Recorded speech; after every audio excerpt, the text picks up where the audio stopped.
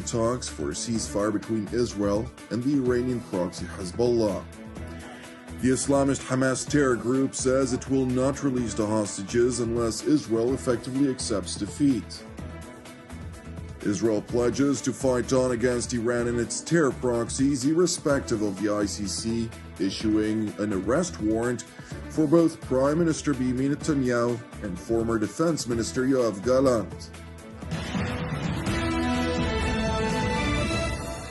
Jerusalem's defense establishment continues to confront Iran's belligerence as the Islamic Republic's regional proxies engage in a seven-front war against Israel.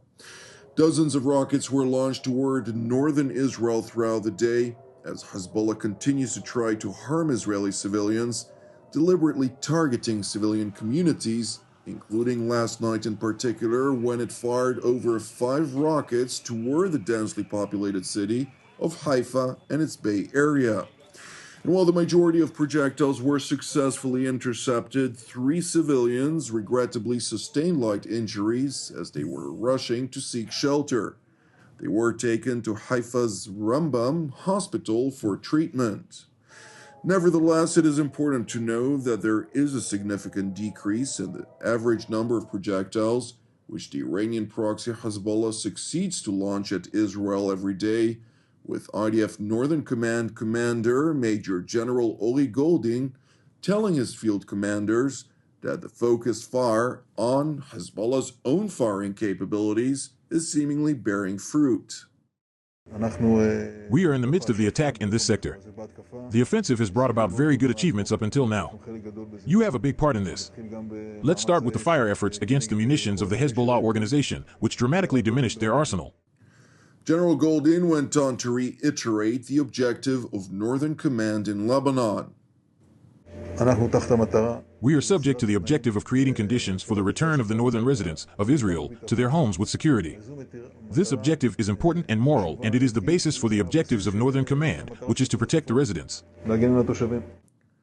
Meanwhile, U.S. Special Envoy Amos Hochstein concluded his visit to Israel after 2 subsequent meetings with Prime Minister Benjamin Netanyahu and Israeli Defense Minister Israel Katz, alongside IDF Chief of General Staff Lieutenant General Herzi Halevi, respectively. We have made significant progress, and that an agreement is within reach, but it's going to take decisions by both parties, by both Israel and Lebanon, to actually get an agreement, and that's what we're going to continue to push for. We want to see the full implementation of UN Security Council Resolution 1701, so both Israelis and Lebanese civilians can return to their homes.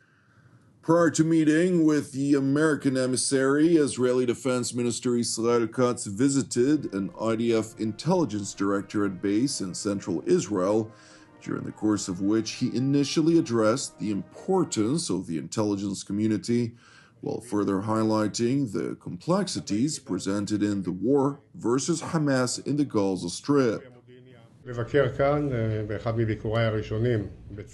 I am visiting here on one of my first visits to the IDF because here lies the ability that grants Israel the comparative advantage over all of the arenas we are currently confronting. If I take the last Operation Days of Repentance in Iran, the intelligence was the basis and infrastructure for the planning ability and the Air Force's ability to operate in an amazing and precise manner, and to hit targets in a way that was effective and that stunned the Iranians and the enemy. Regarding Gaza, the situation is complex. The hostages are the highest priority from a moral perspective, and the top goal as part of which we are trying in every possible way to bring them home. The enemy there is an enemy that is unusual even in relation to the other enemies who all engraved the destruction of Israel on their flag. We will have to act in every way to achieve the goals and return the hostages and ensure that Hamas will not be there the day after. In all other arenas, it is black and white. We need to be on the side of the capable and the good, and they are on the side of the bad and the failed. And you need to make the unique contribution so that we can achieve that. While the IDF continues to make tactical and operational gains throughout the Gaza Strip, with Division 162 destroying approximately 300 structures rigged with hundreds of explosives in the Jabalia area alone, efforts to pressure Hamas to accept a viable outline for the release of the remaining 101 hostages in captivity remains evasive. The acting leader of the Islamist terror group Hamas, namely Khalil al-Hayya, who is believed to be hiding in Turkey currently, has announced that Hamas does not intend to return the hostages unless Israel accepts defeat and withdraws from the Gaza Strip entirely. It is a balanced equation. We say very clearly that we want this aggression to stop. If the aggression is not ended, why would the resistance, and in particular Hamas, return the hostages? Why would we return the Israeli captives in our hands if the war continues? How would a sane or an insane person lose a strong card he owns while the war is continuing? The terror leader went on to note that efforts to renew negotiations after Qatar failed to pressure Hamas to accept an outline for a deal are ongoing. There are contacts underway with some countries and mediators to revive this file negotiation. We are proactive, flexible, and ready to continue with those efforts with the aim of stopping the aggression and reaching a reciprocal deal in accordance with the Security Council resolution and previous agreements. But it is more important to see a real will on the side of the occupation to end the aggression. Meanwhile, in the Kingdom of the Netherlands, the International Criminal Court in The Hague defied its mandate by accepting the recommendations by its chief prosecutor, Karim Khan, issuing arrest warrants for Israeli Prime Minister Benjamin Netanyahu, former Defense Minister Yoav Gallant, and Hamas's slain arch-terrorist Mohammed Deif, an unprecedented decision that the Western-funded Palestinian Authority has warmly welcomed. Today, we think that the course of justice is being rectified, and we hope that accountability will be effectuated very soon rather than later. In response to the ICC's decision to produce the arrest warrants for Netanyahu and Gallant, which a number of Western democracies have immediately committed to abide by, were received in Israel with outrage. The anti-Semitic decision of the International Court in The Hague is a modern Dreyfus trial, and it will end the same way. 130 years ago, the French Jewish officer Alfred Dreyfus was falsely accused of treason by a biased French court. In response to these false accusations, the great French writer Émile Zola wrote his monumental essay, J'accuse. He accused the French court of anti-Semitic lies against an innocent officer who was later exonerated of all guilt. Now an international court in The Hague, also headed by a French judge, is repeating this outrageous offense.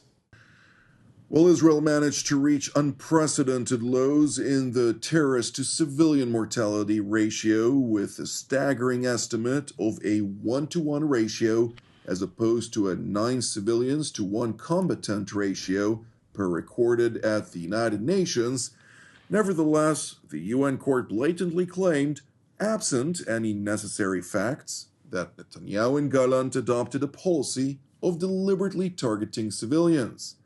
Moreover, despite Israeli deliveries of over 700,000 tons of food entering the Gaza Strip during the course of the war, despite Hamas regularly looting much of the routinely incoming aid, the ICC judges absurdly accused both Netanyahu and Gallant of adopting a deliberate policy of starvation. No biased anti-Israel decision in The Hague will prevent the State of Israel from defending its citizens. And I want to thank our many friends around the world, especially those in the United States, who have condemned this outrage and who have said that this decision will have severe consequences for the ICC and those who cooperate with its decision.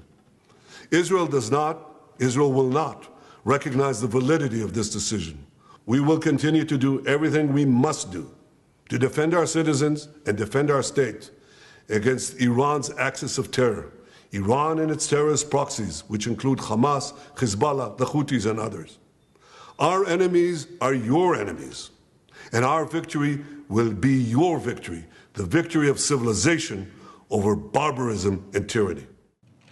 It is important to know that while a number of nations committed to abide by the court's arrest warrants, to include Canada, Spain, Ireland, and France, Germany and Italy, on the other hand, have noted that they would initially study the court's decision before taking any measures, while on the other hand, Hungary, Argentina, and the United States rejected the ICC's decision outright, with designated National Security Advisor, Congressman Mike Waltz, pledging, quote, "You can expect a strong response to the anti-Semitic bias of the ICC and UN come January." Thank you for watching TV7 Israel News. I would like to encourage you, pray for the peace of Jerusalem and salvation of Israel. Moreover, if you're blessed by our productions, which are exclusively donation-based and as such broadcast free of charge, please consider making a donation. You can do so via our website at www.tv7israelnews.com. I'm Jonathan Hessen, wishing you a Shabbat Shalom u'mevorach, and God willing,